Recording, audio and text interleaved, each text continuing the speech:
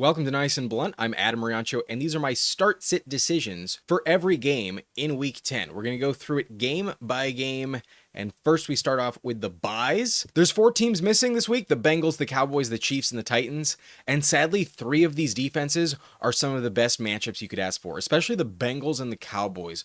Oh my God, across the board, number 1, number 2, number 4, or at worst still league average across the board with Cincinnati and Dallas. Such good matchups. Sadly, we don't get to take advantage of them this week. And then the Titans are also a pretty good matchup, especially at running back and wide receiver. Quarterbacks don't do too bad against the Titans either. But at least we avoid one landmine. The Chiefs' defense has been pretty tough, especially against wide receiver. They do rank bottom 4 at that position. So those are the teams missing. Can't start any of them. But let's start off this video with Thursday Night Football. The Raiders go to Denver to take on the Broncos. I think you are obviously starting Brock Bowers. That is a no-brainer. And thankfully, this is the best matchup that the Broncos defense has to offer. Ranks just outside the bottom 10. So Bowers looks matchup proof, exactly who you thought you were getting when you drafted him. Now that he's healthy, he's a lock in the lineup. I think Genty is also probably a player you're starting. Based on volume alone, it's hard to find 20 running backs that are better than him. And especially with 4 teams on bye, I assume he will still be in your lineup. Other than Bowers, a touchdown would most likely go to Genty. Otherwise, the Broncos have every player you want in this game. Bo Nix gets an average matchup, so he should bounce back. He did impress me. I thought he would be way worse, especially in fantasy against Houston last week, and that was not the case. He was actually somewhat usable. He had a better game than Drake May, so that shocked me. Bo Nix deserves some credit, and he should be started this week in fantasy. He does have an elite ceiling, especially in the fourth quarter. But this might be one of those games where they don't have to throw like crazy in the fourth quarter. Weather's not a factor, but I do think the matchup's solid for Courtland Sutton, and he is kind of due for a big bounce-back game. He did have 1 reception that was good for a touchdown last week, so despite a rough matchup, the touchdown salvaged an otherwise brutal game. However, the Broncos are definitely a lock in the lineup this week. The Raiders with Geno Smith, always a good spot, and the Broncos are typically a defense you're starting. So obviously, they're in the lineup. And when it comes to these matchup stats, there is one that has gotten much, much better in the last month. The Raiders rank top 14 on the season in terms of fantasy points expected for opposing running backs. However, in the last 4 games, they do rank top 5. They've been giving up a lot of touchdowns to the position. So that is a major upgrade, even more so than the neutral matchup here for guys like RJ Harvey and J.K. Dobbins, and that's why I would be starting both of them. I like what I'm seeing from RJ Harvey a lot, and I do consider him more valuable rest of season than J.K. Dobbins. I think the transition has occurred. I think Harvey has taken the mantle, and I believe I'd rather be starting Harvey with some conviction over Dobbins. But the matchup's just great for both of them. I think both of them have a lot of volume in this game, and I could see really good game script in the second half. The Broncos should be expected to kill the clock, so definitely starting both RJ Harvey and Dobbins, but my preference straight up would be RJ Harvey. I will be ranking him above J.K. Dobbins. In the flex conversation, I think Troy Franklin has earned some discussion around him, but with Mims coming back, this matchup is really the only indication why I would upgrade him. It does rank top 7 against Las Vegas, so I do think Franklin is the more appealing flex play, but with the trade of Jacoby Myers, I do think Trey Tucker has to remain in the top 40 receivers every week. So a solid flex play, not a good matchup at all, but it is possible that another week removed is the case for Pat Surtain. It is possible we get Riley Moss as the matchup for Trey Tucker. But otherwise, this matchup is terrible for Evan Ingram. The only difficult spot against Las Vegas is the tight end position. And so Evan Ingram gets the only major downgrade, and I would be benching him. In general, he's just a floor play, not a big upside swing. So not a good matchup. I'll bench Evan Ingram. I'm also going to bench Marvin Mims. Might still be out with a concussion, but probably comes back. Geno Smith, definitely benching him against Denver. No thank you at all.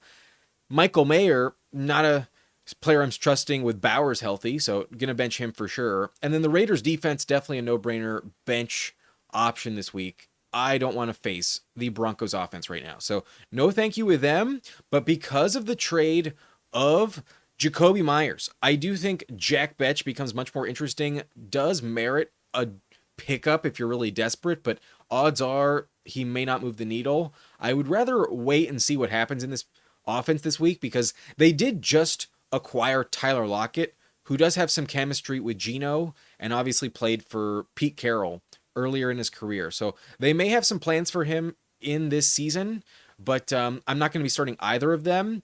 And when it comes to my long shots, I still think Pat Bryant is starting to gain some value in this offense. So he's my candidate. I'd rather go Pat Bryant than Marvin Mims personally. However, my darling in the summer when I was drafting handcuff Vegas receivers was Dante Thornton. And if you tell me somebody offers any value, it's going to come off of a 80-yard touchdown. And that's definitely going to be the case with Dante Thornton as opposed to anyone else. So he's the deep threat. I'm not telling you to start him, but he is my long shot candidate.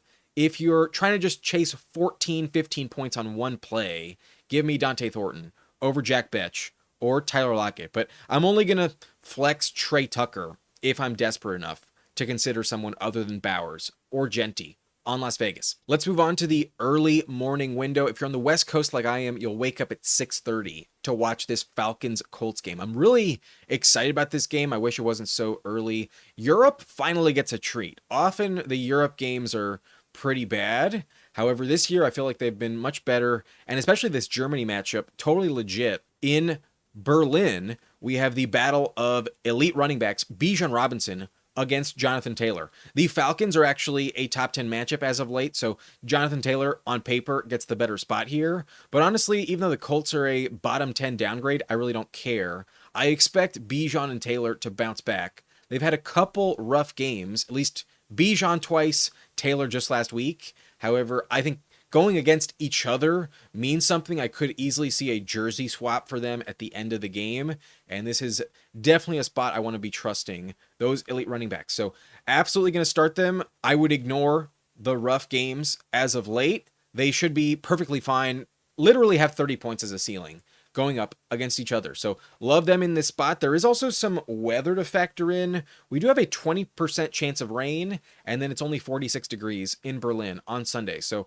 it is outdoors. Maybe that is the Colts kryptonite, but Taylor should not be the problem. I'm definitely trusting Taylor in my lineup. Drake London looked matchup proof. So despite the trade for Sauce Gardner, I'm not giving a shit. Drake London is in my lineup, and I'm not expecting 3 touchdowns, but I'm definitely not going to fade him just because of Sauce Gardner. Gardner has not been the most difficult matchup this year, but anytime a player leaves the Jets, they usually play much better. So London, maybe not as elite of a play after the Gardner trade, but I would still start Drake London. I'm also going to start Tyler Warren, despite the Falcons being the toughest matchup possible. They didn't really stop Hunter Henry that much last week, and Tyler Warren, I think, has established himself as a matchup-proof candidate at tight end. So Tyler Warren remains in my lineup. I'm also still starting Michael Pittman. Didn't score a touchdown last week, but did go over 100 yards, and he is a lock in the lineup. At this point, I can't consider a reason to be benching Michael Pittman. So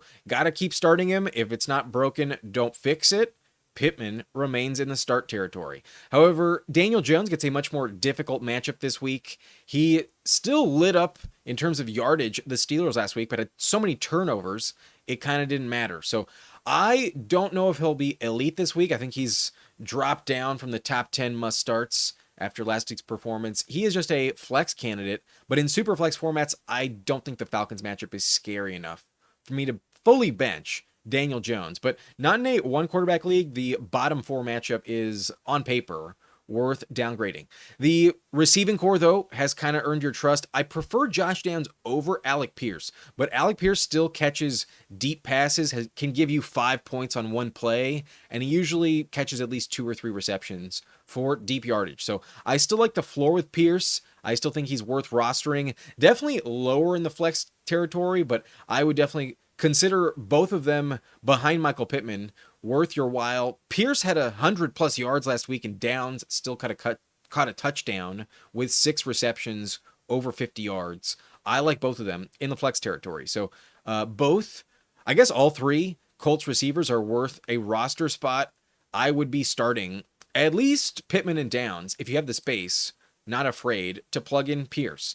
But Kyle Pitts gets a top 5 matchup here. The Colts are a good spot for tight end, so I consider him a flex-worthy acquisition. Never a must start, but if you're desperate, if you're streaming the position, or just have considerable tight ends on bye like Ferguson or Kelsey, if Pitts is your backup, not the worst spot to upgrade him. But the matchup isn't terrible for Michael Penix, and I could see a bit of a shootout. On paper, it's a great spot for wide receivers against the Colts. So even though London gets a tough matchup, it's possible that Penix can exploit that Colts defense. In general, it is easy to throw on the Colts, but maybe not as much with Sauce Gardner. So Penix moves up into the flex tier, but not worth a start, still risky. Only in a super flex format if I'm pretty desperate would I do that. However, players I'm benching, definitely not trusting Darnell Mooney despite the good matchup. I do not trust what I'm seeing from Mooney. He's bound to have a good game inevitably, but predicting that is so difficult. And obviously it'd probably happen when we're not expecting it. In Germany, maybe Mooney does have a good one, but I would fade him. I just don't trust the floor. The volume isn't really there for anyone other than London. Pitts seems above Mooney on the depth chart, but Algier gets a tough matchup against the Colts. So in good matchups, I'm considering him in my lineup. You need a touchdown. He might get it, but odds are this is a big Bijan game against Taylor. I would definitely bench Taylor Algier. Both defenses I would also bench, especially the Falcons against the Colts. That's such a good offense. And I assume they bounce back. Meanwhile, the Colts have a rough defense in general, and I don't see them stopping Bijan Robinson. So if they can't stop the receiver position like normal, then they're not a good upgrade. I would be benching both defenses. I like the offense a lot in this matchup. So there's a potential vulture touchdown for Amir Abdullah, but I'm not going to bet on it. I would bench him for sure. However, my long shot candidate would be Tyler Goodson. The Falcons, where they're vulnerable against running backs is in the passing game. There are some legit receiving yards given up by the Falcons to running backs, and that could go to Tyler Goodson if and only if they're leading big time in the second half. But I wouldn't trust him. I'm definitely not telling you to start Tyler Goodson. He's just my candidate in this slot for a long shot performance.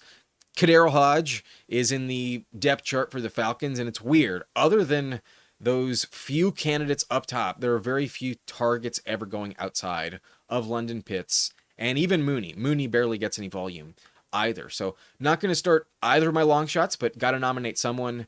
Kadero Hodge remains the long shot for the Falcons. Let's move on, though. Let's talk about the Giants and Bears game. And this game is going to be impacted by weather for sure. The temperature is expected to be below 40 degrees, 39 is what I saw on Google. And there's a 20% chance of rain or snow. It could be even colder than that, and it might be snowing in this matchup. So passing might be tricky. The wind is also 15 plus miles per hour. This is the windiest game of the week, but 15 is still not enough to like really have me concerned about the wind. So it's mainly the rain, snow, and just cold temperatures.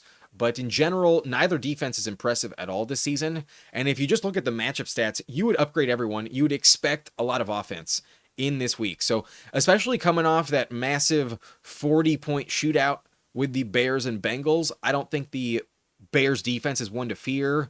They might get a slight bump because of the snow, but otherwise, I wouldn't care. The Giants defense is a big upgrade as well. So in general, start most players in this matchup, but I think the quarterbacks are really the main guys to trust. Caleb had a big game last week, and against the Giants, it's another top 6 matchup for him. I didn't upgrade him enough last week. He had an amazing game, and the Giants really shouldn't scare you. So start Caleb Williams. Jackson Dart has earned must-start status, back to 50-plus rushing yards last week, and this Bears matchup just gave up over 400 yards to a 40-year-old quarterback, Joe Flacco. I definitely do not fear Chicago. So maybe, like I said, the weather's a problem, but start your quarterbacks definitely in the top 12. I'd be starting Caleb and Jackson Dart. The running backs, I think, are a must start in this game, especially if there's snow. So Tyrone Tracy gets a top 10 matchup this season. I would upgrade Tyrone Tracy. And then if Swift comes back to the field, I would still be starting DeAndre Swift. But maybe Kyle Monangai is going to have this backfield all to himself again. If you picked up Kyle Monangai like I told you to, you should be saying thank you in the comment section. But I would absolutely start Monangai if Swift is out again. Top 3 matchup against the Giants. Monangai is really benefiting from a great schedule while Swift is out. So that is just something to monitor. But Swift, if healthy, I still think would be the better play. and Monangai would be the backup, just a flex option in that scenario. So let's remain optimistic with Swift. Let's not completely count him out, but at the moment, I assume Monangai has kind of an easier path to be started in your lineup, as opposed to Swift, who's likely getting benched because he's ruled out. At wide receiver, though, I like the matchup here for Wan'Dale Robinson. So the weather's really the only problem, but I would expect a lot of volume. Last week, the volume was there, the yardage really wasn't, and Wan'Dale kind of reverted back to what I expected from him entering the year. A check down guy, a lot of targets, but and if you're not in a full PPR league, he's not that appealing. But in this matchup, I like the spot. I do consider it a big upgrade. Top 4, I definitely want Wan'Dale in my lineup. But DJ Moore was definitely the guy you wanted in Chicago last week. Pretty crazy how DJ Moore had such an elite game, and then Rome Odunze had a bagel. So I'm going to keep DJ Moore at the top of this receiving core. I don't really know what to make of that, but let's stick with the recency bias and endorse DJ Moore above Rome Odunze. I can only consider Odunze a flex, despite a top 10 matchup here. A bagel is a bagel. You have to be worried. I'm sure you were livid if you started Rome last week. So I don't know what the fuck's going on, but definitely moving down the list. If it wasn't for the matchup upgrade, I would probably just tell you to bench Rome Odunze. But maybe the snow scares you enough to bench him outright. I probably wouldn't do that, though. I still think the ceiling is too high with any Bears receiver. I would still consider Rome their number one option. So I'd still flex him. Obviously, if Swift doesn't play, then Monangai moves up out of the flex territory into the clear start territory. But assuming Swift is active, Monangai, just a flex play. Colston Loveland, though, gets a decent average matchup, no big downgrade. And Cole Kmet is still banged up. Loveland with a big breakout, probably definitely a worth a pickup. But the matchup is not as good as the Bengals were. The Bengals were just such an elite spot. It's not going to be 2 touchdowns every week going forward for Colston Loveland. But as he rises, maybe that's why Rome Odunze falls. I don't know if this passing game can really uplift and sustain more than 2 guys. I think the third player is going to miss out, and more often that'll be Loveland. But given he just had a big breakout, it's possible he remains in the target share pretty consistently. On the Giants side, I don't hate the matchup for Theo Johnson, and Daniel Bellinger is probably doubtful again. So Theo Johnson worth a flex play. Very touchdown dependent, but a solid depth piece, definitely a good backup to have on your roster. And then the matchup is amazing for Darius Slayton. So needs a deep shot. I believe he exited last week with an injury, so not totally sure if he'll be active this week. If not, I would not care for little Jordan Humphrey, but Slayton does probably get a decent target share if he's healthy and active. So watch out for him in the flex conversation, but very low on the spectrum. Just worth a flyer because the matchup is top 4. But players I'm benching, I don't know if Burden is coming back with his concussion. He might miss another game, but even if he does, has too many games with negative yardage, so definitely benching him. Cole Kmet, gonna bench him. It looks like Loveland has the job fully at this point. And then Daniel Bellinger, an interesting dark horse candidate, but in general, not really safe. And he was banged up last week. I'm not sure he plays. I would definitely bench him. Both defenses look like really good matchup for both offenses. So I see a shootout here. The weather is really the only red flag for any of these offensive players. Otherwise, you're upgrading all of them, and therefore the defenses are not safe starts. So I'm not trying to start the Bears, definitely not trying to start the Giants. After last week, I wouldn't trust either of them, but my long shot candidates in this game, both of them get top 10 matchups. Olamide Zaccheaus would definitely benefit if Burden is out, and there have been games where he got like 8+ targets. It's possible he emerges again, but I'm not going to trust him. I don't even think he's worth rostering. I feel more interested in rostering Burden for some late season value, but after the trade deadline, they stuck with DJ Moore, and sadly, Burden has nothing appealing. So it's just because Burden's probably out why I would consider Zaccheaus, but in general, no thank you. And then Devin Singletary might be worth a stash because Scadaboo's not coming back, and this matchup is top 10, so he's a long shot candidate, but the volume I think would definitely still just favor Tracy. But if it is snowing, then maybe you could consider flexing Singletary if you're desperate, with 4 teams on bye. But let's move on. That's it for this matchup. The Giants-Bears game should be a shootout, if not for the snow posing a problem. But the next game to focus on would be in Miami, where the weather is going to be 83 degrees. The humidity is 75%, and then there's also a 40% chance of rain. So I guess it's possible that the Bills are just so unacclimated to this type of weather, it could cause them to be sluggish. But in general, when you go to Florida this time of year, it's a big break from some rough weather up north. So I think it's a welcome transition. I think they'll be fine. I'm not going to fade the Bills offense just because of the humidity in Miami. But you never know. It is possible, but that's not something I'm worried about. In general, I expect the Bills to totally dominate against Miami. They always do.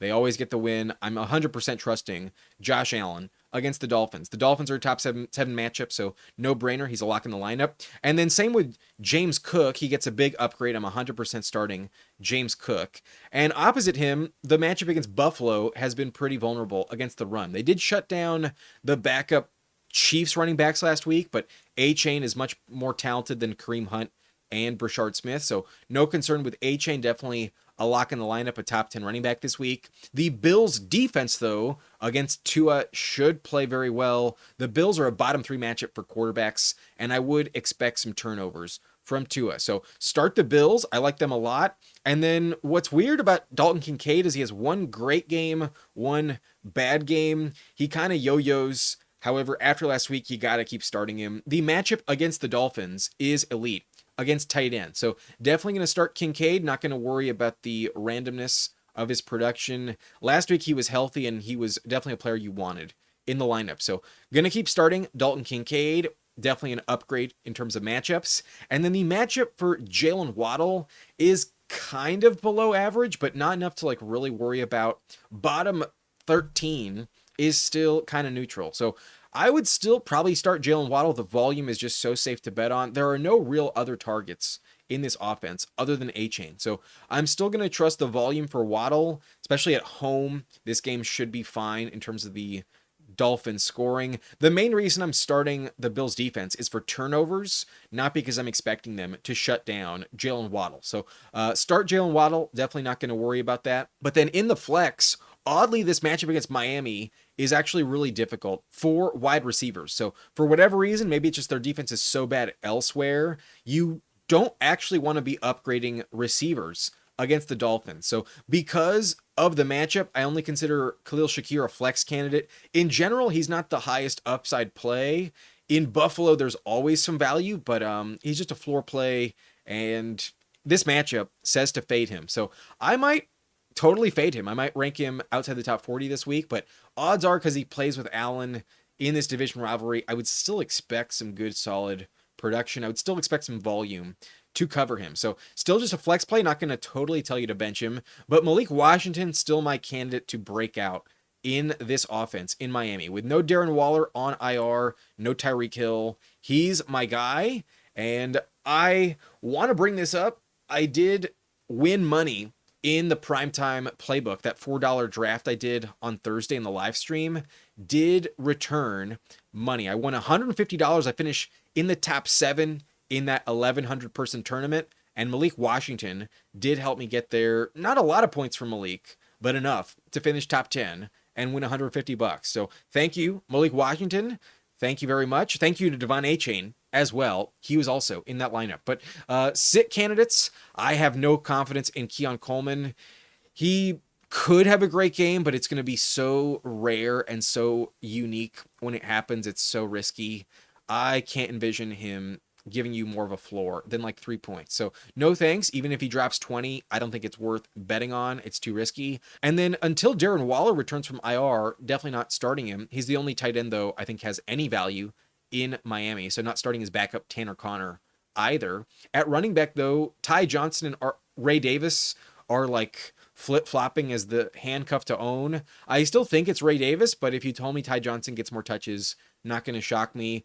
The main value here is if James Cook goes down, and in that scenario, we've seen what the Bills do. They do give much more volume to Ray Davis. So I would rather roster Ray Davis, but maybe Ty Johnson is a better start. Still not worth any value, so not going to start either. And then Josh Palmer did miss last week. He might miss again. Even if he plays, not worth starting. The Dolphins are also a bad matchup, but Tua, definitely a bad matchup for him, bottom 3 as well, so not going to start him. I would expect some turnovers here. And then the Dolphins defense against Buffalo, don't even don't even pretend like you're considering them. But long shot candidates, the matchup is elite for tight ends. So Dawson Knox did have some value last week. It could happen again. The tight ends are factoring into the target share in Buffalo. Knox is my long shot candidate in the Bills offense. But the matchup isn't terrible for running backs against Buffalo. So perhaps Ollie Gordon vultures a touchdown. Definitely not going to start him, but is my long shot candidate. A decent bench stash if you're handcuffing Devon Achane. Let's move on to the Purple Rain matchup. The Ravens take on the Vikings in Minneapolis. Prince would be very proud of this game, but there is some misleading stats here. The Ravens defense look like a good spot across the board. League average against quarterbacks and tight ends, and then top 6 and top 5 against running backs and wide receivers. But if you look a little closer, since they've gotten desperate, some of these stats have changed. While wide receiver in the last 4 weeks remains top 6, their secondary has been vulnerable. Every other category is way more difficult in the last 4 games. Quarterback is down to number 27, so it would rank bottom 6 in terms of matchups for JJ McCarthy. That's a big reason why I'm benching JJ McCarthy. I still don't trust him. This is more of a prove it game, in my opinion, for JJ McCarthy. But the running back matchup has also gotten much more difficult. It started off so good, it still ranks top 5 on the year. But in the last month, it's down to 21st, and that is technically a downgrade, bottom 12 for Jordan Mason and Aaron Jones. I see more passing game script in this matchup for the Vikings, so I would probably prefer Aaron Jones over Jordan Mason, but on paper, they're not getting an upgrade like it would indicate on the graph up at the top. However, the matchup for TJ Hawkinson is not neutral. It's actually bottom 10. They rank 24th over the last month against tight ends, but those Raven stats are misleading. However,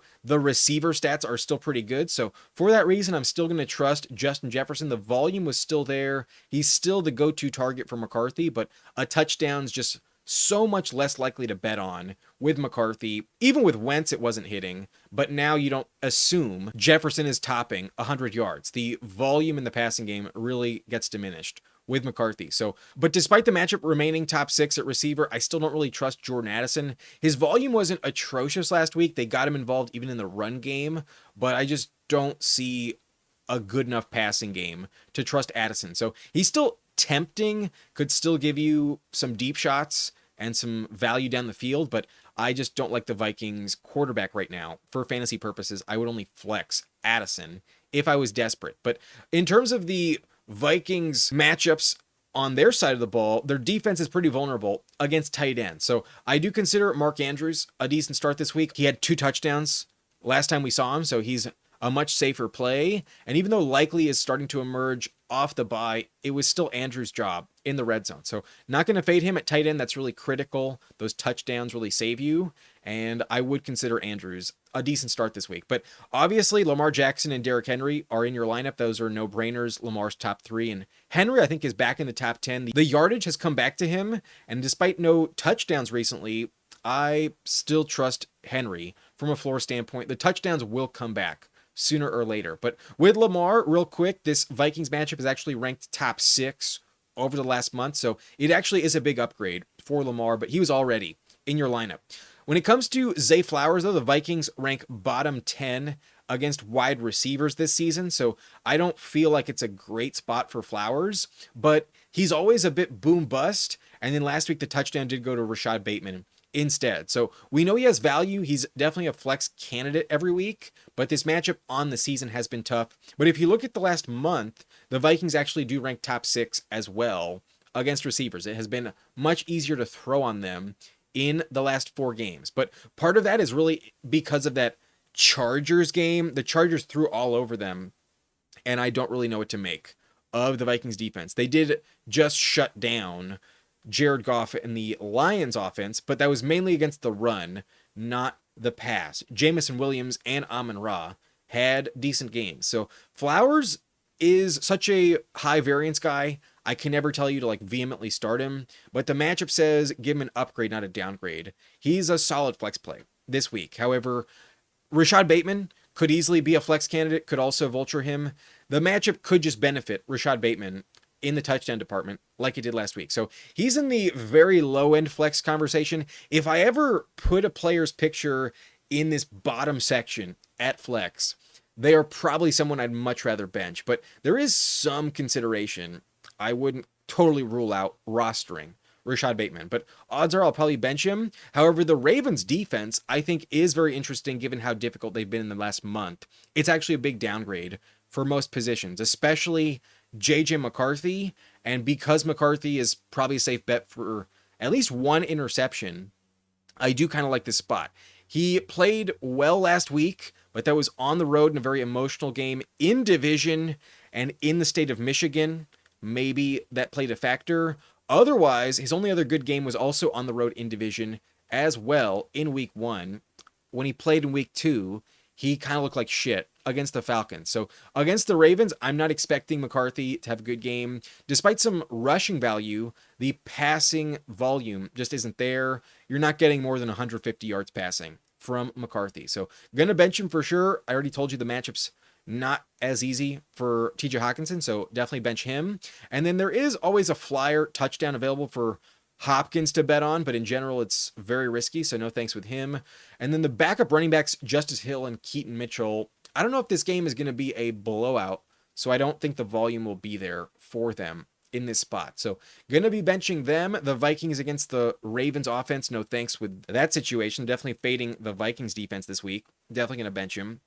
But my long shot candidate, at least for the Ravens, is interesting. Kind of want to roster him, but feels too risky to actually bet on. It's Isaiah Likely. Likely could still emerge as a very high value tight end, but if he's not giving you 15 points with like 100 yards and a touchdown, then he rarely has any value at all. So not going to consider him worth a start, but is my long shot candidate. If he told me he had a good game coming up soon, wouldn't shock me at all. He'll probably be the long shot candidate week in, week out in Baltimore. But Jalen Nailor had a critical reception when the game needed to be sealed. When the Lions had no timeouts left, Jalen Nailor did catch that reception, but otherwise did nothing. That's really all you're betting on, but I don't want to trust JJ McCarthy. I'm not trusting Nailor in my lineup. In New Jersey, the Jets are hosting Cleveland, and the Jets just had a fire sale on defense. So some of these stats for the Jets, the ones that are difficult, aren't as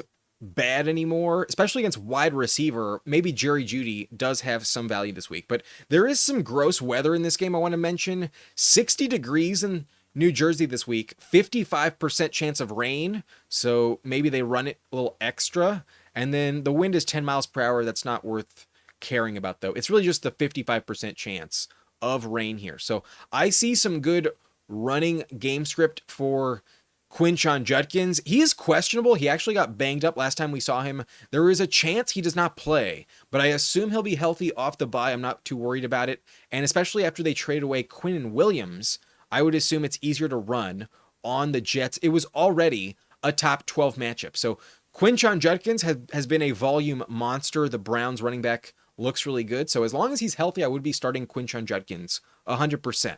I also have no confidence in the Jets offense. I could see the morale be a bit low for the players that didn't get traded. Knowing the organization is clearly punting the season, they're 1-7, it makes a lot of sense. I don't think their offense is going to put up much of a fight, especially with the rain factoring in. The Browns defense has been good.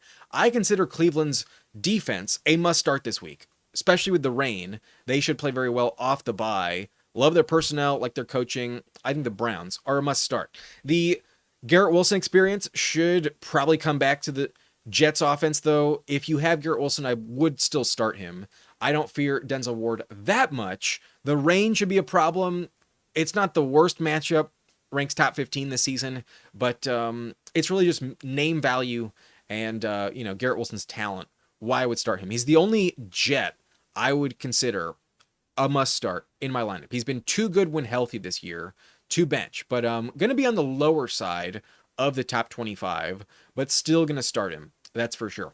In terms of flex plays, the rain kind of worries me, but in general, the tight ends are the only ones catching passes in Dylan Gabriel's offense. So I would consider Fannin and Njoku both flex candidates, but they're both kind of on equal footing, and I'll probably be ranking them back to back somewhere in the top 16 at the tight end position. But the matchup against the Jets isn't grade. It ranks bottom 10. So especially with the weather, maybe you want to fade them more than I would. But I hate this matchup for Breece Hall. It ranks bottom 2. So I'm not expecting anywhere close to the game we saw against Cincinnati. That was a great matchup for him, and this one is terrible. So maybe the rain just gives him enough volume, but in general, I don't trust any running back against Cleveland. Definitely not an upgrade on paper, that's for sure. So need a touchdown, probably don't get it. I would be only flexing Breece Hall, a terrible spot against the Browns. But Mason Taylor did start to emerge last time we saw him, so an interesting flex candidate at tight end. But if the weather is confirmed, if it is actually going to rain, then I would tell you to bench Mason Taylor outright. But based on his volume this year, he's an interesting handcuff backup tight end to stash. I could see good game script for him rest of season. It might be a solid option in that passing game. There's very few other options that interest you at all. But the Jets defense has looked good at times. If it wasn't the Browns, I wouldn't trust them at all after just trading Sauce Gardner and Quinnen Williams. But they gave up almost 40 points to the Bengals. This feels dumb, but given it's the Browns, they are in the flex conversation. But I did put them here before all of the trades happened. So in hindsight, I should probably move them over to the sit territory. There's a lot of good flex defenses this week. I would be benching the Jets, that's for sure. Let's move them over right now. There we go. That looks much better. The Jets, not going to trust them after trading away their two best pieces on defense. So no thanks with them. The matchup is actually good for Dylan Gabriel, but I'm not going to trust it, especially with the rain factoring in.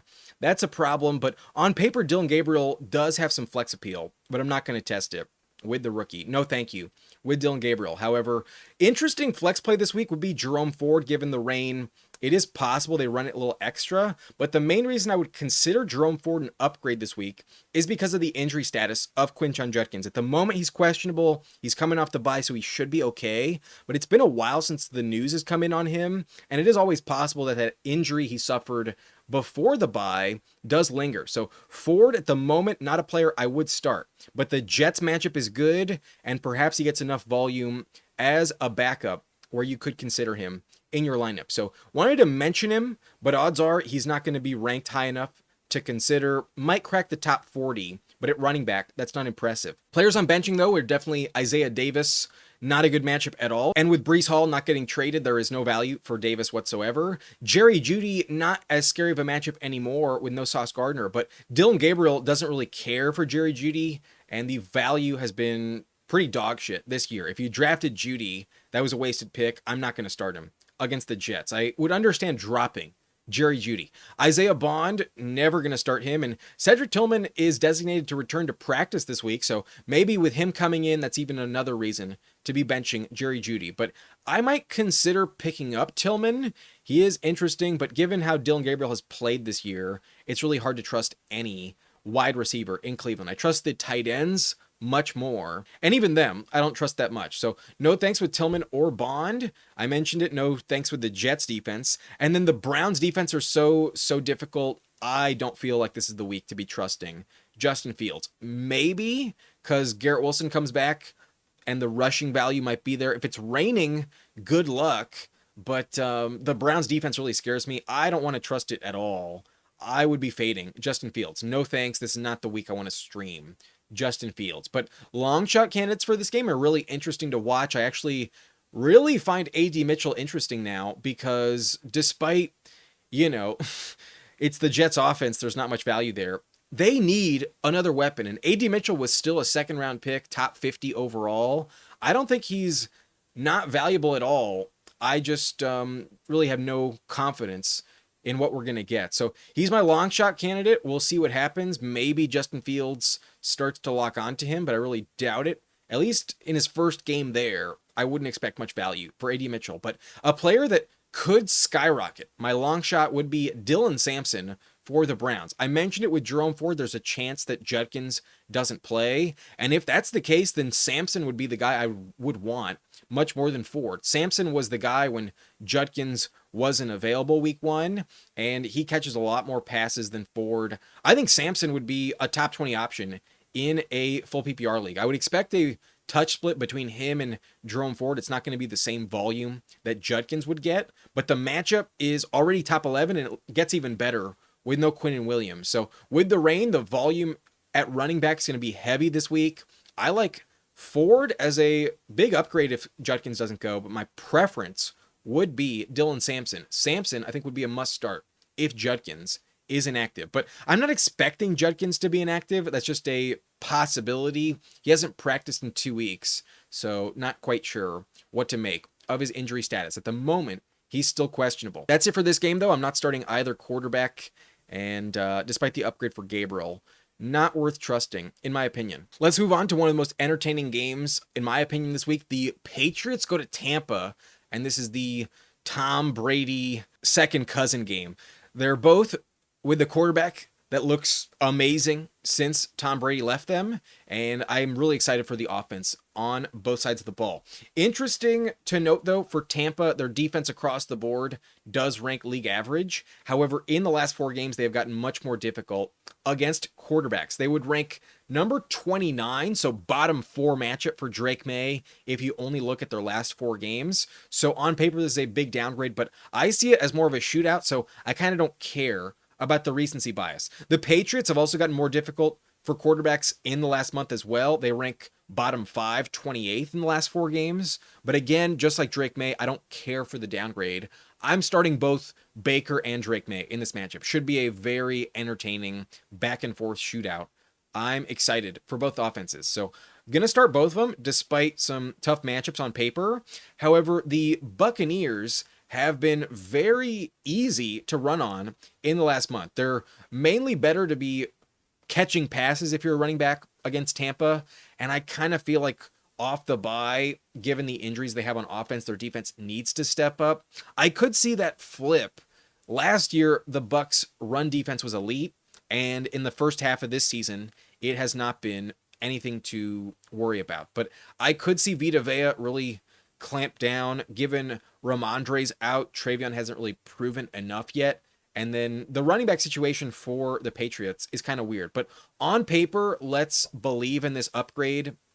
The Buccaneers do rank as a top 7 matchup in the last 4 games. So I thought maybe the Patriots wouldn't be able to run on them, but I do think Travion will catch some passes. I would start Travion Henderson if I had him, assuming Ramondre is out. If Ramondre plays, then it's a much different scenario. At the moment, though, I'm assuming Stevenson is not going to suit up. So Travion is a start candidate. I'm probably going to rank him in the top 20. He did have over 10 points last week. Without a touchdown, the volume still carried him. But then the Patriots are a terrible matchup for the Bucs starter. But if you tell me Bucky Irving comes back to the offense after the bye, I'm 100% starting Bucky Irving. I consider Bucky matchup proof, but he is very banged up. It's possible he's not ready to go, and it is possible he's still inactive off the bye. But if you tell me Bucky starts, I would play him. I would still rank him in the top 10, despite a bottom 4 matchup against the Patriots. The wide receiver matchup has gotten more difficult against the Patriots. In last month, they ranked number 26, but I don't give a shit if I have it. Egbuka, I am not benching Egbuka. The number 1 receiver for Baker is a lock in my lineup. But Stephon Diggs actually gets an upgrade. On paper, in the last month, the Buccaneers ranked top 10. The matchup stats have gotten better in recent history. So I consider Diggs a good start this week, especially because of the injury to Kayshon Boutte. If Boutte is inactive, then Diggs should get 10 plus targets. I would expect a lot of volume to go to Diggs. And if this game is the shootout I'm predicting, he probably gets back in the end zone. He has 2 touchdowns on the season that have both come in the last 2 games. Diggs is starting to get going in the end zone.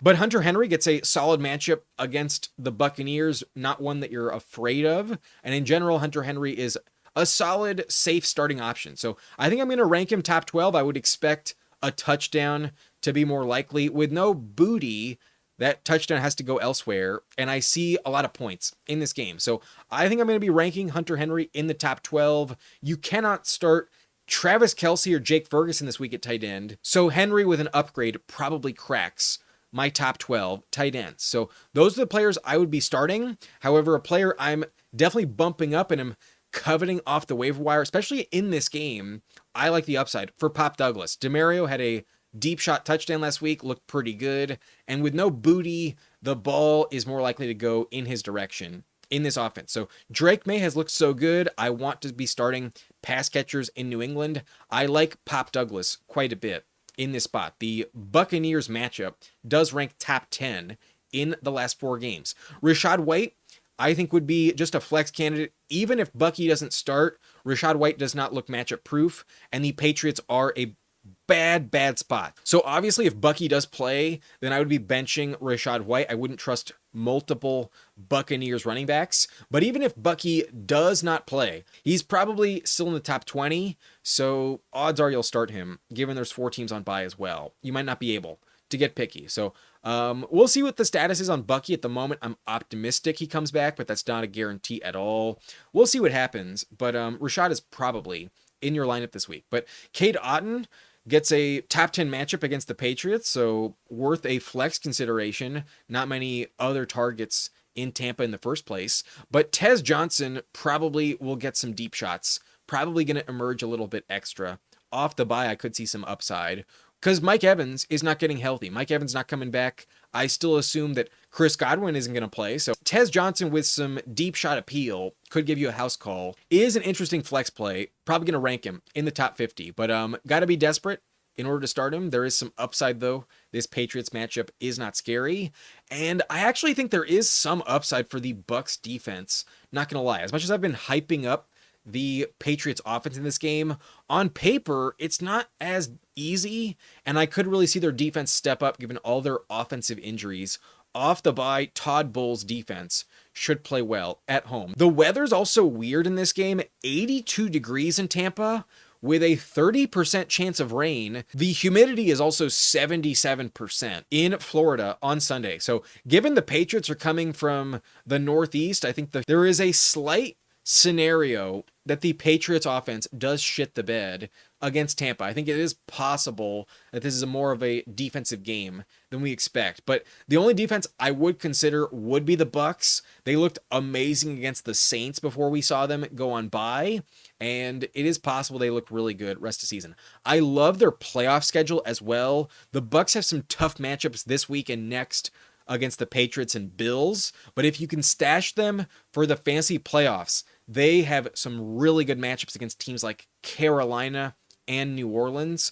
The Bucs look good enough to stash, and if you don't want to pick up anyone else, if you don't have the space, I think they have some flex appeal at defense, but not a top 12 option by any means. Definitely a risky start. The Patriots offense is one I'm afraid of. I'd rather bench them, but I could understand holding on to them, and if you can't pick up anyone else, just starting them because you have to start someone. But odds are I'm going to be benching the Bucs defense. The Patriots defense, I'm definitely benching. I think the advantage of the weather is definitely on the side of Tampa Bay. And the Patriots didn't stop Drake London last week. I wouldn't really trust them to stop Baker Mayfield and Igbuka. So going to be benching New England this week for sure. But Sean Tucker, also going to bench him. Terrible matchup against New England, especially if Bucky comes back. He has no value. Godwin, I don't assume will play, so going to bench Godwin. Also going to bench Sterling Shepard. I would much rather take a shot on Tez Johnson if I was desperate. However, the Patriots offense has some upside, but with injuries to Kayshon Boutte and Ramondre Stevenson, definitely not starting either of them, but the matchups aren't bad. If they are active, they would be more appealing as flex candidates. But Austin Hooper, just a vulture candidate, not going to start him. I'm going to trust Hunter Henry instead. And then Mac Hollins could emerge with no Boutte, but in general, I only want to trust Pop Douglas if I'm not trusting Diggs. The receiver production there is pretty hard to trust. So Hollins interesting, but at some point I could see Efton Chisholm get healthy and maybe emerge. I don't want to trust Mac Hollins at the moment. If I'm going to offer you a long shot in New England, it would be the backup running back Terrell Jennings behind Trayvon Henderson. His volume wasn't terrible. He did vulture a touchdown. I still prefer Travion, but Terrell is getting some looks with Ramondre inactive. So he's my long shot candidate. The Bucs running back matchup has been top 10 the last month and top 13 on the year, so not a concerning spot. And then a player that's a major long shot to be healthy this week, but I would consider an interesting stash on your bench, especially if you have an IR slot, is Jalen McMillan of the Tampa Bay Buccaneers. I have no idea when he's coming back, but when he went down, they assumed he would miss a minimum half the season. And we are in week 10. We are in the second half of the year. They're off their bye, so expect an injury update on him at some point this week. I have no idea if he won't come back until the actual playoffs or not, but there's a chance that he's available as soon as week 11, and maybe his practice window does open coming off the bye starting on Wednesday. So a player to keep an eye out on with Evans out, Godwin not being healthy. McMillan is very talented and would have value. Last year, he was awesome down the stretch. It could happen again, but not going to start him this week, not expecting him to play, just a name to keep an eye out on the waiver wire. Maybe you're in a very competitive league and you want to stash him as early as this week, but I think you can wait another week. Just wanted to mention it, but at the moment, I don't think he has any starting value. In Carolina, there are very few players I'd be starting in the Saints-Panthers game, and all of them I think are on the Carolina side of the ball. Rico Dowdle back to elite. He's staved off Chuba Hubbard. They had to give Chuba Hubbard a chance, but it's pretty obvious Dowdle is so much better. And Dowdle looks like one of the best signings of free agency. Pretty crazy that the Cowboys let go of him, and it doesn't look stupid given Javonte has looked so good. But Rico definitely looks better than Javonte at the moment. I'm 100% starting Rico Dowdle. The Panthers defense gets a great matchup against Tyler Shuck, so 100% start Carolina's defense. The Panthers are definitely going to be ranked in my top 10. But Ted McMillan gets a solid matchup here against the New Orleans Saints. Across the board, it's at worst top 15, and even against wide receivers, I still consider it a solid matchup here for Ted McMillan. So he's generally in my lineup. The volume is always good for him. I would still be starting Ted McMillan in Carolina. Maybe not expecting a touchdown. That's hard to come by in the Panthers offense, but in general, Tet offers a safe floor, a pretty bust-proof option, especially in full PPR. But players I'm considering flexing this week, Olave bumps down a tier, just a flex play this week, because despite moving off of Rashid Shaheed, this Panthers matchup is bottom 6, ranks as a definite downgrade, and also they're just going to be locked onto him even more. They're probably going to bracket him. I would expect a lot of double teams. Olave might still get volume, but it might be uncatchable, and maybe that volume starts to evaporate if he's actually getting covered so closely. So I'm worried about Olave rest of the season, especially in this game. I would prefer to fade him. I could consider benching him, but based on the volume he's seen this season, I'd still probably consider him a bust-proof flex option. Still going to get you 8 or 9 points, more likely than not. But the matchup against Carolina is the best for Juwan Johnson, and especially with Rashid Shaheed getting traded, there are very few other targets to get the ball. So Juwan did play pretty well with Tyler Shuck last week. He was the only viable 10-plus point option in this offense, and with no Shaheed, that volume is now locked in. So he's now back in the flex conversation at tight end. I don't think he's the top 10 guy we picked up in week 1, but I do consider him at least top 20 and definitely going to be in the flex conversation. His role is pretty secure in this offense. So he's a flex candidate at tight end. You could stream him. Not a bad handcuff to have. A backup worth rostering, if you ask me. But the Saints defense in division probably steps up. It's still the Panthers offense on the opposite side. Despite Rico Dowdle looking amazing, they did just win the game last week with less than 20 points. So the Saints probably step up in division. Usually these games are close, and I just don't consider the Panthers offense elite enough to fully fade. So they're not a lock in your lineup, but the Saints do have flex value. If you're desperate and you're picking up someone off the wire, the Saints might be someone you'll settle for if you have to. But I could consider Bryce Young an interesting super flex candidate this week. The Saints are a top 12 matchup against the quarterback position. However, if you look at the last month, they are getting more difficult. It's down to number 20. So despite maybe some desperation in a superflex league consideration for Bryce Young, if I have someone at the bottom of this flex tier, like in this little corner here, they're rarely a player I would ever consider actually starting. But the matchup stats indicate he would get an upgrade, and there have been some games he played better in good matchups. So maybe you're desperate enough where you have to, but only in a 2-quarterback league would I even think about it. Odds are he's staying on the wire. But otherwise, the only misleading stat on this chart would be the Panthers tight end matchup, it actually ranks bottom 5 in the last month. So maybe you're not going to trust Juwan Johnson as much, but after last week, I would still expect about 8 or so targets to go in his direction. And that's where I still think he factors in to the flex territory. But that is potentially a red flag. The Panthers lately are a tougher spot for tight ends. But in terms of players I'm benching, there is opportunity up for grabs for Brandon Cooks and Devon Vele. If I had to pick one, it would be Brandon Cooks, but I'm still going to bench him. I still don't think this offense has any value other than Olave and Juwan Johnson, and I just don't want to trust anyone in this offense. So I'm going to bench Brandon Cooks, but maybe he gets like 6+ targets this week. It is possible. However, it's also possible he does nothing, even with those 6 targets. Alvin Kamara has been utter dog shit, so not going to start him. No chance in hell. I would have liked him to get traded, but based on his comments to go to Cancun and retire if he got traded, maybe that's the wise move by other teams passing on him. Otherwise, though, Chuba Hubbard looked atrocious last week. The volume completely evaporated, so it's now Rico's job. No value at all for Chuba Hubbard anymore. With Jonathan Brooks, their second-round pick, maybe coming back next year, going to be interesting what happens in this backfield. Chuba Hubbard may never have value ever again. Xavier Legette, not going to trust him. The matchup's not bad against New Orleans, but I just don't trust Bryce Young, so no thanks there. And I'd rather go Legette than Coker, but neither of them are interesting. If I'm benching Legette, definitely benching Jalen Coker. Tyler Shuck did not impress me, had 10 points against the Rams, but all that was in garbage time against Carolina. It's going to be no mercy, so definitely not trusting Tyler Shuck. And then Devin Neal still not getting enough volume behind Kamara. There is no value at running back in New Orleans. But long shot candidates, technically the best running back to roster is a tight end. Taysom Hill will forever be my long shot candidate in the Saints offense.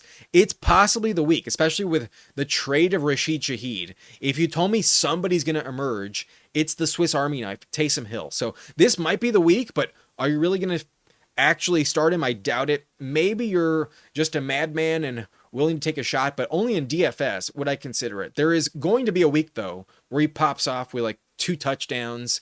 Maybe this is the week. I doubt it, though. I probably wouldn't start Taysom Hill. Jatavion Sanders, though, gets a solid matchup against New Orleans. Their tight end defense hasn't been great, but Jatavion in a good matchup last week did nothing.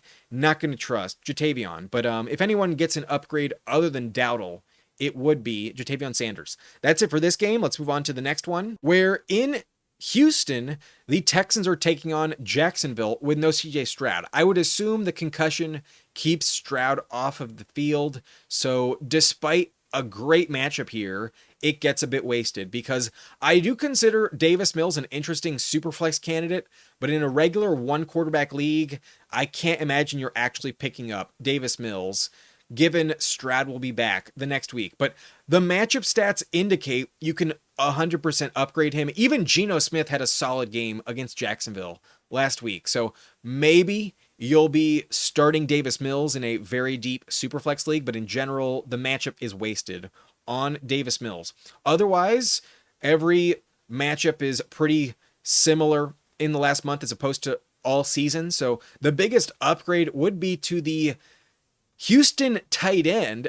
Dalton Schultz gets a top 3 matchup against Jacksonville. So if you're willing to trust Davis Mills, then I would trust Dalton Schultz as well. I am telling you to start both Dalton Schultz and Nico Collins. Once Davis Mills took over, those were the 2 players getting all the volume, and the matchup stats are great for Schultz, pretty good for Nico Collins, and I would not fade them in this matchup. So I think Davis Mills can hold his own. I think he can get the ball moving. He is not a bad thrower of the football. I wouldn't rank him as the best backup quarterback, but I do consider him an average serviceable guy. It's not a massive downgrade when Davis Mills takes the field. So I'm still going to start Nico Collins. The matchup is top 11 against Jacksonville.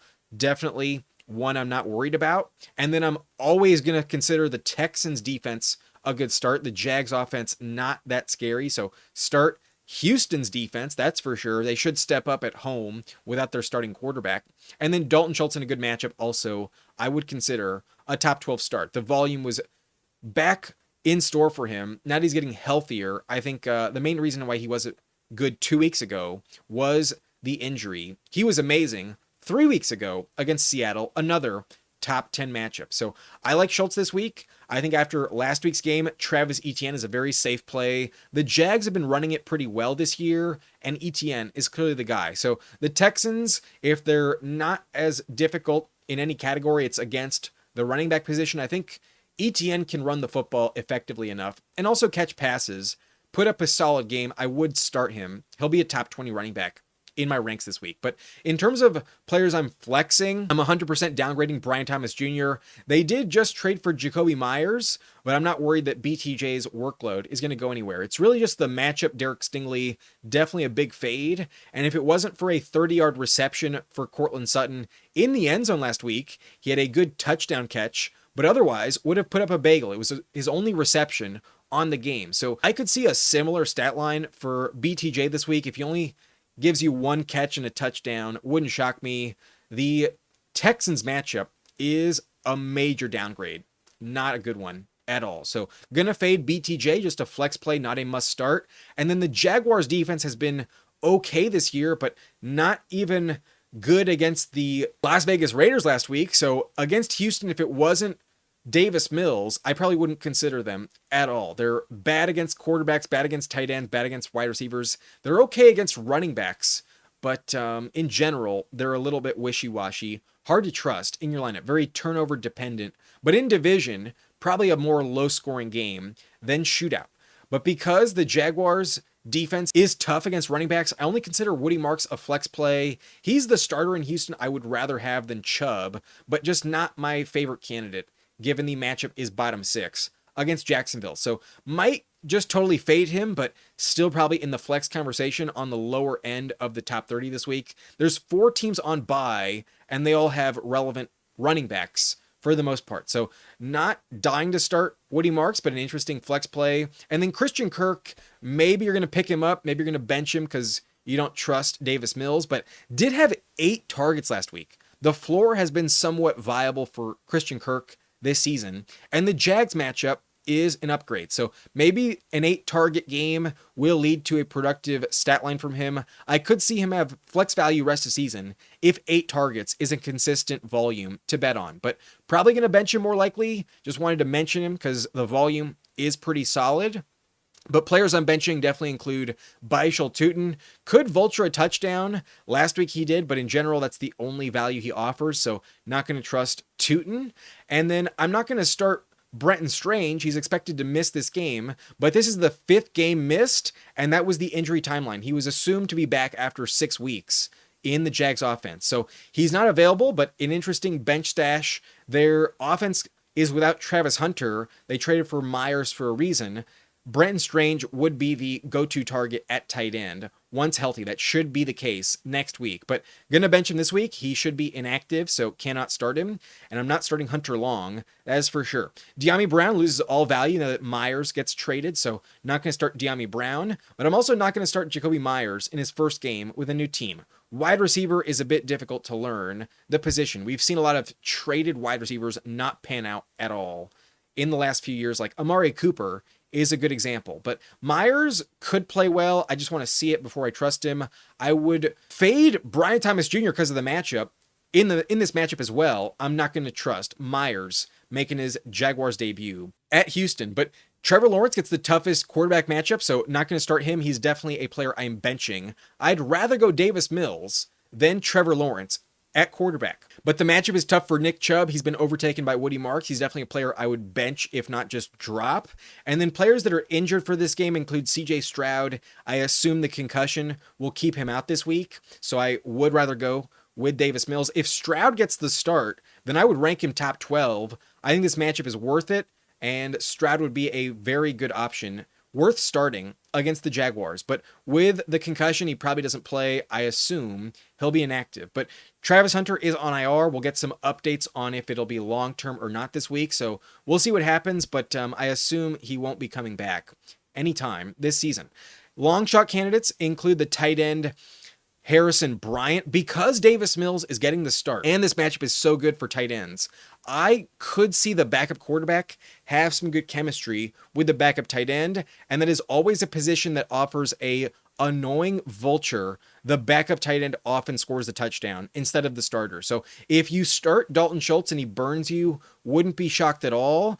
And especially if he gets vultured by Harrison Bryant in this good matchup, wouldn't shock me whatsoever. The Jags just gave up 3 touchdowns to Brock Bowers, another tight end. So there should be a touchdown available for a tight end. I assume it goes to Schultz, but long shot candidate would be Harrison Bryant, because maybe his chemistry with Davis Mills does pay off. But my long shot for Jacksonville remains Parker Washington. He had a lot of volume last week, and his chemistry with Trevor Lawrence is not just going to disappear because Jacoby Myers enters the mix. But his value definitely does go down with Myers added to the offense. It could be a big problem to bet on, but I still have a feeling that Parker Washington is more valuable than Jacoby Myers going forward. He has a role already established in this offense, and especially in the first week with Myers, Parker Washington knows the playbook way, way better than Jacoby. So he's my preferred long shot at receiver, but the matchup is terrible against Houston. I don't think you want to be starting any Jags receiver. Even Brian Thomas Jr. is not a safe start, just a average flex play this week at the Texans. Let's move on to the Arizona-Seattle game, where I think the defenses are going to be really on display in this game. I liked what I saw from Arizona off the bye, especially with the addition of their first round pick, Walter Nolan. So I underestimated Arizona's defense for sure against the Cowboys, but the Cowboys just kind of shit the bed. I've seen enough from the Seattle Seahawks offense where I'm not really going to downgrade their main playmakers too much. Like JSN is still in my lineup, definitely a lock. I have hyped up Will Johnson as a tough matchup, but JSN looks like one of the most matchup-proof elite receivers in the league right now. Definitely top 5 at the position. A no-brainer. Got to start JSN. But Trey McBride has been amazing with Brissett. A touchdown in every game with Jacoby Brissett, and I would expect that to continue. The Seattle matchup does rank top 11, and we've seen some great games from tight ends against them. Like even Dalton Schultz almost had 100 yards against the Seahawks. So love McBride this week. Definitely an elite play at the position. And then after last week's game, now that Brissett's the guy, you feel much more confident in Marvin Harrison Jr. So despite a tough matchup, bottom 10 against Seattle and some tough corners there, he just cooked Deron Bland, and I would assume that Marvin Harrison Jr. remains in your lineup. If you drafted him, he looks like the real deal. I would keep starting him in this offense. Every Ohio State wide receiver is looking amazing this year. So MHJ should be in the lineup. And given the Seahawks defenses look so good this year, I would start them for sure. Jacoby Brissett at some point will lay an egg. Their offense has looked much better with him than Kyler, but against the Seahawks in division in Seattle, I would assume the Seahawks are worth a start. They've been really good on the season, and the Cardinals running back situation still doesn't impress me. So Seattle will stop the run. They might give up some yardage in the passing game, but probably force some turnovers and still be a good top 10 start.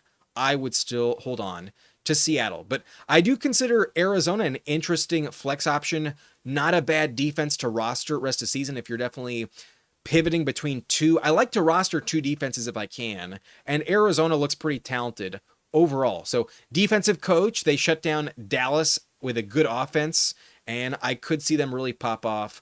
With Walter Nolan coming to the rescue, I think it's going to be tough to run on Arizona moving forward. So I like Arizona as an interesting flex option, but against Seattle's offense, they've looked good, so not a must start. And then both quarterbacks have offered some value lately. I think they're both in the flex conversation, but the matchup is difficult for both of them, so not must starts. Brissett's not going to look anywhere near as good as he did against Dallas, against Seattle, but I could see him offered top 20 value. This offense has been okay with him, so he's interesting. I'd much rather go Sam Darnold, though. Darnold, I think, will still be in my top 15. His floor has been really consistent, really high end this year. So Darnold, an interesting backup quarterback, but not a good matchup for him, so not a must start. And then at tight end, it's a good spot here for both AJ Barner and Elijah Arroyo, but I think the usage for Barner is more repeatable, and I would still rather go AJ Barner than Elijah Arroyo, but I kind of wanted to put Arroyo as my long shot candidate. I think he has value at tight end moving forward, but they did just trade for Rashid Shaheed, so his deep threat value might be evaporating. Odds are you're going to bench Arroyo, but if you told me he emerges more valuable than Barner rest of season, wouldn't be shocked at the moment, though I still prefer AJ Barner. But the running backs get a slightly difficult matchup here. Arizona ranks neutral, but below average at 17. So given the touch split between Charbonnet and Walker is just so frustrating, I wouldn't start either with confidence. I can't upgrade either, and for that reason, they're just flex plays, not going to rank either in the top 20. They did not play very well in a good matchup last week, but kind of because of game script. Cowboys secondary was just so bad. Darnold was throwing house call touchdowns, and they just didn't have to run it very much. So they just didn't get their opportunity on the goal line. In general, that's Charbonnet. So I'd rather still be going Charbonnet than Walker, but it's just so frustrating. I wouldn't really want to be stuck with a Seahawks running back. I would definitely not be trading for Walker or Charbonnet. Avoid that if you can. Players I'm benching, I'm not going to trust Shaheed in his first game with the team. Kind of tough to learn the playbook so quickly, but his skill set is pretty easily translatable, so he is an interesting deep shot candidate. It could work out, but I'd like to see it before I endorse Shaheed in my lineup. He is an expiring contract, so they're not committed to him long term. He's just a cherry on top to help this offense after Cooper Kupp went down. So 100% you're benching Cooper Kupp. I'm not expecting Cooper Kupp to play. And then otherwise I'm benching all of the other lower end Cardinals. Greg Dortch and Zay Jones, no thank you whatsoever. And then the running back core is pretty hard to trust. This is a tough matchup, so I'm not going to bet on Bam Knight or Emari DeMercado. It seems like they have a hot hand approach, and for the ball to go back in favor of DeMercado after his fumble is pretty shocking. It was not expected that DeMercado would lead the backfield in touches. So Bam Knight and DeMercado, no thank you at all. I'm just waiting for Trey Benson to come back, and only when he's available will I be starting a Cardinals running back. So I don't think that's the case this week. I'm still telling you to bench Trey Benson, but if you told me he's active, he would be an interesting flex play. Even in a tough matchup, I think the volume would carry you to a top 25 finish for Trey Benson at running back, but not going to start him this week and not expecting him to be active. And then also not expecting Kyler Murray to be active. It looks like it's Brissett's job rest of the way. So going to bench him, going to bench Kupp, expecting him to be inactive as well. But then long shot candidates are two wide receivers. The matchup is not good for either of them, but Seattle actually ranks top 13 over the last month. They've gotten more vulnerable in that regard. And last week it did look like Brissett like to throw it to Michael Wilson. So the value down the field is not completely dismissible in Arizona. Brissett is offering some value, and at the moment that opportunity would go to Michael Wilson. But I've been waiting Wilson's entire career. It's been 3 years now, and Wilson never pays off. I do not trust him, but maybe last week is a sign of things to come. I doubt it, but he is my long shot candidate. Maybe you're willing to take the shot in DFS as a risky play. But Torrey Horton, I think, is still an interesting long shot candidate. He looked so good on Sunday night. I can't imagine he's just going to disappear. But the fact they traded for Shaheed is a major red flag. But until Shaheed proves it, I would still rather go Torrey Horton than Shaheed. I am sad because I drafted a lot of Horton in underdog leagues, and then I also started him in the subscriber league, and that was a great call. But now I'm worried that Shaheed craters his value. So that's very sad. I wish Shaheed went to a different team. I still think Torrey Horton, though, has some interesting appeal. I don't think they're going to give up on Horton. Given he's a rookie, he's still going to be on the team next year. That is not a lock with Shaheed. So they're not going to give up on him. He's still my preferred option this week, but odds are it fades quickly, and Shaheed does take over. But those are my start sits for the Arizona-Seattle game. An interesting matchup. A lot of defense is what I would predict. We got 4 games left. Let's try and go quickly. In the Rams-Niners game, oh boy, a lot of offense. I'm starting just about everyone I can get. Obviously, Puka and Adams are in your lineup. The Niners matchup is top 12, so 100% starting them. And assuming at least 3 touchdowns between the two of them, Matthew Stafford is a lock in the top 10. I'm considering Stafford an MVP candidate, which means he's a must-start every single week. Love the matchup here as well. The Niners give up top 11 fantasy points. Stafford will be a great top 10 play. a lock in the lineup this week. I would expect at least 3 passing touchdowns for Matthew Stafford. But Kyren Williams, always a lock in the lineup. The Niners' run defense has been pretty bad lately, so definitely not a matchup I'm worried about. With all their injuries, Kyren should play very well against the Niners. He did fumble last time we saw him against San Francisco, but I wouldn't expect that to repeat. I'd be starting Kyren Williams. The matchup against the Rams is the toughest for running backs on the season, but in the last month, the matchup does rank number 22, so down to bottom 11, not the worst possible. And McCaffrey is still the only running back on the season to score a touchdown against the Rams. So McCaffrey is matchup proof. I will not fade him, not going to bench him against the Rams defense, but it is a tough spot. Not going to pretend like it's not a slight downgrade against the league's toughest running back defense in fantasy. George Kittle didn't score a touchdown last week, but still had enough volume for me to still trust him. He's still a top 10 tight end, in my opinion, but at his age with some injury risk, maybe he's not top 3 anymore. The position is pretty loaded, especially at the top. But Juwan Jennings scored a touchdown last week, and the matchup here against the Rams isn't very scary. If there's one position that plays well against the Rams, it is wide receiver. They traded for a corner during their bye, but coming from Tennessee, not a corner I really respect yet. So Juwan Jennings getting the most volume, definitely the player I'd be starting at wide receiver for San Francisco. I will rank him as a top 25 option. That's a player I'm starting for sure. But in the flex conversation, I do think whoever starts at quarterback will be a solid start this week. The matchup is bottom 5 though, and perhaps you want to be fading one of these quarterbacks, but they played really well in this rivalry game. Shanahan's offense always really steps up against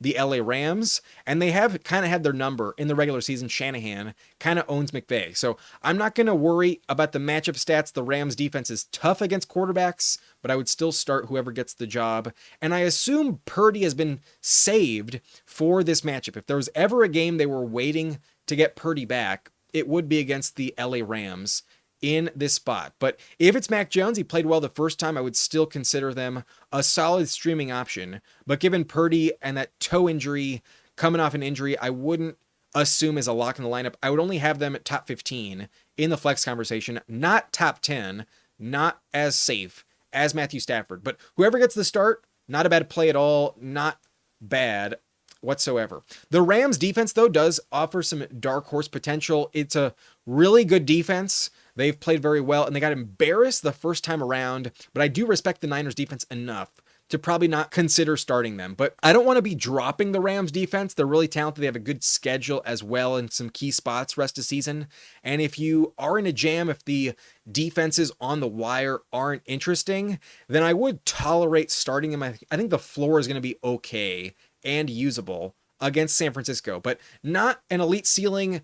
I definitely think you could do better, but they are in the streaming flex conversation at defense. Otherwise, I'm benching everyone else. The matchup is terrible, so despite a good game from Brian Robinson last week, I'm not going to trust Brian Robinson. I'm also not trusting Kendrick Bourne, especially if Purdy's the quarterback. The volume has been really diminished since Jawan and Kittle have returned to the field. No thank you with Kendrick Bourne. But I'm also saying no thanks to Brandon Ayuk. I don't expect him to practice this week, but even if he does, there's no chance I'm starting him in his first game back. I assume he'll be out until after the week 14 bye that the Niners have.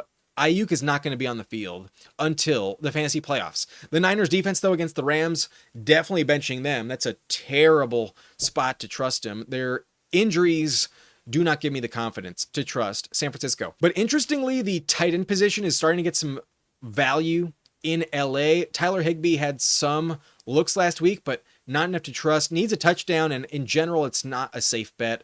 The Niners aren't the best matchup, so I'll fade Tyler Higbee, not going to trust him. And then the backup running back, Blake Corum, not going to trust him either, but maybe does redeem himself. He fumbled the last time they played the Niners, so odds are he does not get enough volume to trust. But then the backup receivers, Whittington and Konata Mumfield, no thanks with them. I would rather go with my long shot candidate, Terrence Ferguson, because last week the Rams started to incorporate all 4 tight ends, and Ferguson was the only one getting targeted down the field. So at this moment, Higbee is still the guy you'd rather have, but Davis Allen also factors in, and the reason I prefer Terrence Ferguson is because he's a second round pick and is rookie stats coming out of Oregon are pretty impressive. I think if there's someone who offers actual elite value at some point at tight end for the Rams, it would be Terrence Ferguson. But odds are it's not this year. He's just a long shot. I would probably keep him on the waiver wire. But my long shot candidate for the Niners, I doubt will even play. Ricky Pearsall has been out for well over a month, and I have no idea when he'll come back. Maybe they've been stashing him and saving him for this Rams game, but honestly, I don't expect him to start practicing anytime soon. So not going to start him, but if he does play, he does offer some upside, especially if he's active with Purdy. That would be kind of interesting, but not assuming he starts, assuming he's going to stay on your IR slot. But the final game in the afternoon window on Sunday is Detroit at Washington, and with no Jaden Daniels, I have some really low expectations for the Commanders offense. But where I'm excited is because the Lions are coming off a kind of brutal loss against Minnesota. That was a shocking defeat. No one really expected the Vikings to win. And they also had a bye right before that. It's possible that they looked ahead to this matchup against Washington because they want revenge after losing to the Commanders in the playoffs. Remember, they were the 1 seed last year. Going into the divisional round, everyone assumed they would represent the NFC in the Super Bowl, but the Commanders really dominated them. I assume the Lions really care about winning this game. So I would be starting all of their offensive playmakers. Amon-Ra gets a amazing matchup. It ranks top 3 against Washington. And I heard that Marshawn Lattimore got banged up last week. It's possible that the lockdown shadow coverage is not going to be there. So Amon-Ra, definitely a must start, even with that coverage healthy. He's always matchup proof, definitely a lock in the lineup. But Gibbs should have a big bounce back. I would assume he plays very well against Washington. The matchup is not a downgrade whatsoever. In fact, in the last month, they do rank top 10. It is even better than top 16. So definitely start Jahmyr Gibbs. I would also start Sam Laporta for sure. The Commanders are a top 6 matchup, and last week Laporta went off, so he looked dominant. Definitely a top 10 tight end going forward. Got to start Laporta. And then the matchup for Jared Goff is top 4. He doesn't play the same outdoors, and sometimes he does kind of crater in terms of upside, but I think it's going to be a great game for them. I think their offense really bounces back, and I don't expect him to get bounced off of the turf when he's trying to tackle a pick 6 defender. So Goff should have some redemption in this game. I think he'll play well. I think he does have a great spot here. And I upgraded Darnold as a must start. That was a great call last week against Washington. I would consider Goff a must start as well. Even on the road, start Jared Goff. Definitely an upgrade in this matchup. However, Deebo Samuel going to get a lot of volume from Mariota most likely. So with no Terry McLaurin expected, I would still be starting Deebo Samuel. The matchup against Detroit is not scary whatsoever. Top 8 for Deebo Samuel. So upgrade him. I would still start Deebo. Going to rank him top 20. But then players I'd be flexing. I'm optimistic for them, but always some risk with David Montgomery. Might not score a touchdown. Could be a risky bet. And then J-Mo, without his deep shot touchdown, would also have really let you down last week. But given the matchup is so good, I don't consider J-Mo an automatic bench in this spot. Just a flex play. There's always risk with both of these guys, but I could see their offense just dominate from the jump and really drop 40 plus. If they drop 50, I would not be shocked. This feels like a game where they want to embarrass their opponent, and definitely a get right spot for the offense. So try and start all of your Lions, but the risk with Montgomery and J-Mo is a factor. I still probably rank them in the top 30 respectively.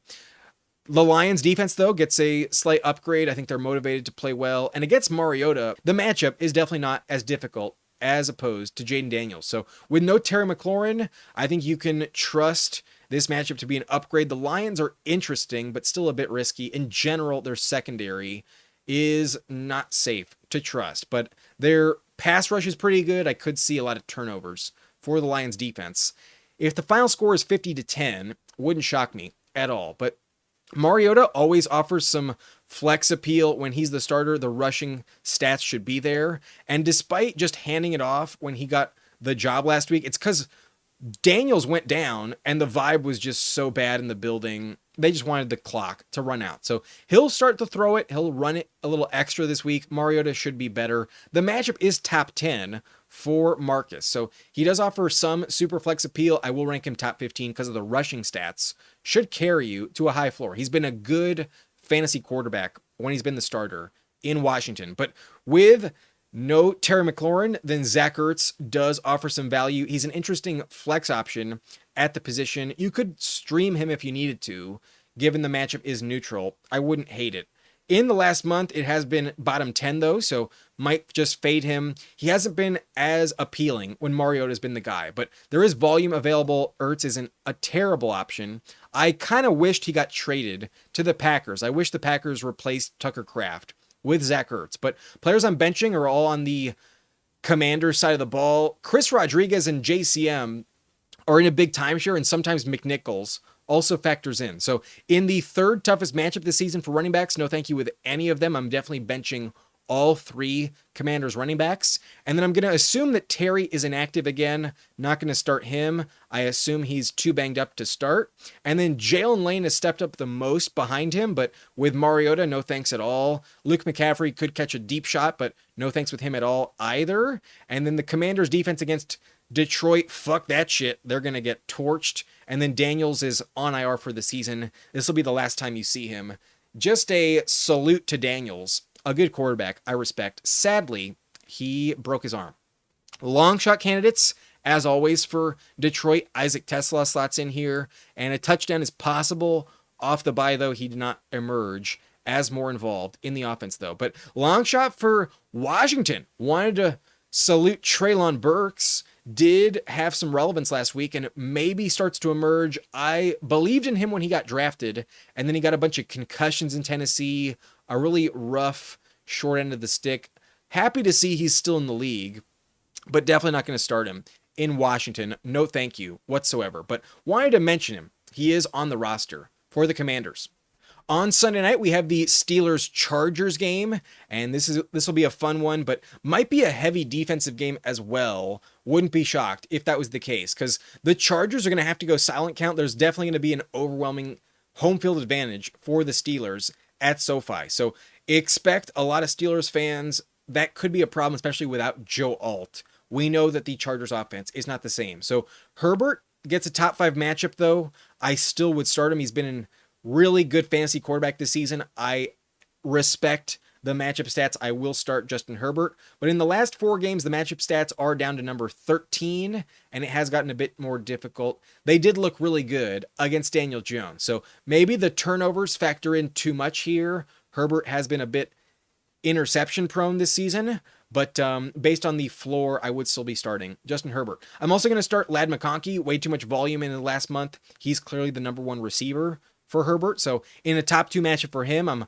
100% starting him. And I'm also going to start Keenan Allen in a top 2 matchup as well. The Steelers secondary is not one to worry about. So start both Ladd and Keenan. I would expect against a more legit opponent, they don't lean on Quentin Johnston this week. For Quentin Johnston to play well against the Tennessee Titans makes a bit more sense. But Oronde Gadsden gets an elite matchup against Pittsburgh and also has been playing elite football. So he's a must start, definitely a top 10 tight end this week against the Steelers. And then the matchup against the Chargers, the only good matchup on paper would be against running backs. So Jaylen Warren should be okay. The matchup was tough for him last week and he still had 2 touchdowns. Warren, I think, is getting enough volume where you have to keep him in the lineup. Still going to rank him top 20, and that is a running back I'm going to start. So not too worried about running backs against the Chargers. He should be fine. And then flex plays, I think Rodgers could have a great game because it's in prime time, and he kind of shit the bed 2 weeks ago in prime time. I think he'll play much better against the Chargers with a heavy crowd in his favor. There's going to be a lot of Steelers fans at this game. So I like the upside for Rodgers. I think the touchdowns could go over 2. If he throws 3 or 4, wouldn't shock me against the Chargers. But both defenses, I think, could also step up. So if Rodgers plays poorly, maybe the Chargers are interesting. But I do see the Steelers defense getting a bunch of sacks and at least 1 or 2 turnovers. I think Kimani Vidal is also going to have a rough time running the ball. So Steelers and Chargers in the flex conversation, but this game is either 17-20 or like 33-35, either a big shootout or a lot of field goals. Odds are it's a lot of field goals. So I think they're both interesting. Both defenses are appealing, but maybe not top 10 because both offenses, I think, should have some respect here. But DK Metcalf gets a very tough matchup. The Chargers secondary gives up bottom 2 numbers in fantasy for wide receivers. So I'm going to be fading DK Metcalf, but still in the flex conversation. He usually finds the end zone. Quentin Johnston played well last week, but has been so up and down. Every time you trust him, he sucks. And then every time you fade him and give up on him, he plays well. So not going to just chase the points, but going to respect that the upside keeps him in the flex conversation. If you're just desperate enough, go ahead and hope for a touchdown with QJ. But if you get a bagel, don't be shocked either. With Kamani, the matchup for him is not good, and he's been very matchup dependent this season. Even in a good matchup last week, he sucked against Tennessee. So game script was a problem. They also used Jarrett Patterson a bit extra. He was so ineffective, and with no Joe Alt, I think that's a big reason why. So Kamani, not as interesting. Kind of a tough matchup against Pittsburgh as well. They rank bottom 10 on the season, and in the last month, they do rank 27th, bottom 6. So tough spot for Vidal. I only consider him a flex play. After last week's tough game, he is very boom bust, and odds are he shits the bed once again. But players I'm benching, I'm not going to trust the tight ends in a tough matchup against the Chargers. Freiermuth and Jonnu are not appealing in my opinion. And then Darnell Washington also factors in. He could vulture you. That's very annoying. So no tight end in Pittsburgh, I think, is worth starting this week. Same with the wide receivers. No thank you on Roman Wilson, who fumbled, or Calvin Austin, who did get back in the end zone last week. There is some upside there, but not enough to trust against the Chargers in a bad matchup.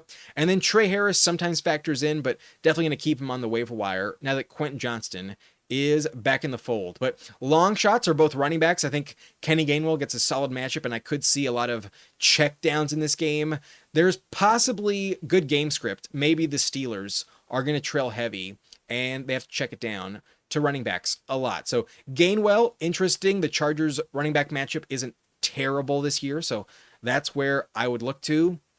And then last week, Jarrett Patterson did have 9 carries behind Kimani's 12. So he might vulture a touchdown, but odds are I'm not even looking to him off the wire. If it's not Vidal, no thank you with Jarrett Patterson. But that's it for Sunday's matchups. Now the final game of the week is the Eagles at Green Bay. And weather is interesting in this game. The temperature is going to be very cold, down to 37 degrees, but no wind and no rain. It is not going to be snowing in this matchup. So just cold. The Packers get a bit of an advantage in this matchup because of that. And perhaps Jalen Hurts doesn't throw it as effectively in 37-degree weather. But it's all going to come down to Saquon's health. Saquon got banged up last time we saw him. Tank Bigsby had a great game. And it is possible that Saquon does not play in this matchup. So if he does, the Packers matchup is bottom 5. I wouldn't totally fade Saquon. I think he'd be fine, but that is something to factor in. Maybe the injury and the matchup hold him back. Maybe without a touchdown, Saquon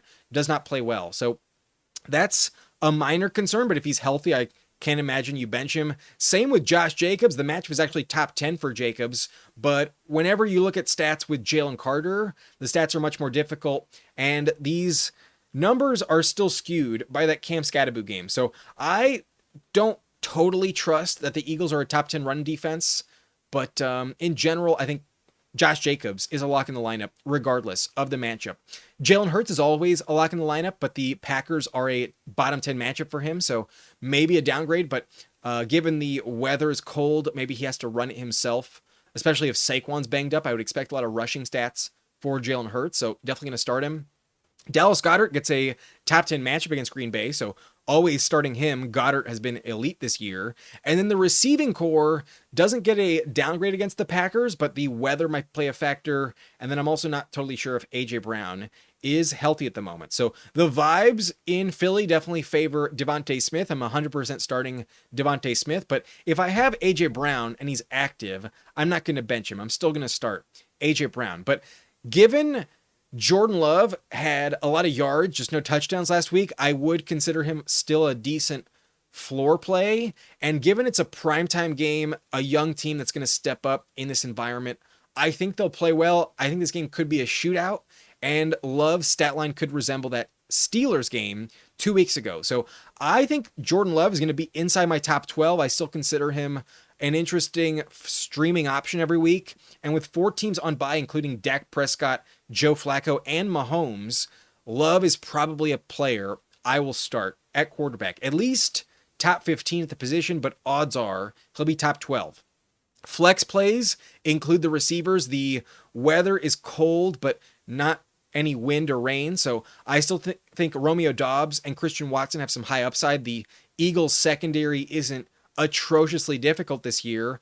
Doubs has been the safest option. With no Tucker Kraft anymore, I would consider some extra volume to be going towards Doubs and Watson this week. But Luke Musgrave also gets an upgrade. I think he's an interesting flex candidate, but just a stash on your bench. I'm probably going to bench him because the Eagles have been elite at stopping tight ends this year, a bottom 3 matchup against Philadelphia. So not going to start Musgrave for sure, but an interesting pickup. Might consider him a stash and a top 20 option this week. But Tank Bigsby does get an interesting matchup here. It's terrible against Green Bay, but if you told me Saquon Barkley is inactive, then I would consider Bigsby the next man up. Definitely the more interesting option as the handcuff to Saquon. So monitor the status of Saquon. I assume Barkley will play, but if he does not, Tank Bigsby will get an upgrade. But the Eagles defense added some interesting depth on the defensive line, and given there's no Tucker Kraft, the Packers looked like shit last week. I could talk myself into starting the Eagles defense if I'm stashing them and don't have many options on the waiver wire. But in this slot down below next to the long shot category, in general, I'm not going to start them if I don't have to, but they do have some decent floor value. The weather might also keep this game a bit low scoring, but players I'm benching with the bad weather in the cold, no thanks with Golden. He's also questionable, got banged up last week, so no thanks with him. No thanks with Dontavian Wicks, that's for sure. And then both backup running backs, I'm not going to trust. Emmanuel Wilson and Chris Brooks are going back and forth behind Josh Jacobs, not consistent enough with either of them to trust. But the Packers defense has some value, especially if it's really cold. Maybe with no Saquon, they would move up into the streaming conversation as well. But against the Eagles offense, I'm generally going to fade defenses and bench them no matter what. But Will Shipley is kind of interesting. I'd rather go Tank Bigsby, but Shipley is also in that handcuff conversation behind Saquon. And then players that are injured for Green Bay, Jaden Reed might be coming back soon, but until he starts practicing, I wouldn't expect him on the field anytime soon. But his practice window is eligible to return.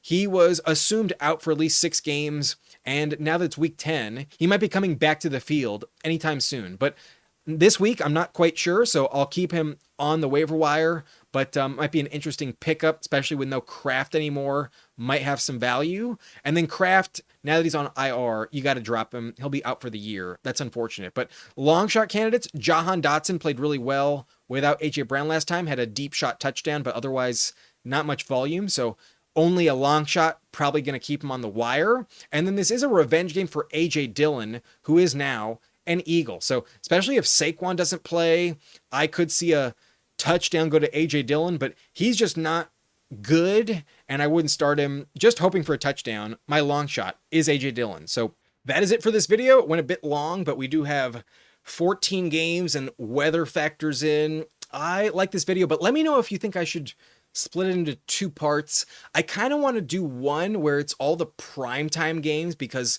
if you have decisions in the Europe game or Thursday or even Monday and Sunday night, that does increase the chances that if an injured player is factoring in, you might have to bench them. So let me know if you want this to be split into 2 parts, but I'll keep it one long video at the moment. We go through every game. They usually average somewhere between 6 and 8 minutes a piece. But that's it for me. My name is Adam Riancho. If you enjoyed, hit that like button and subscribe to the channel for more content.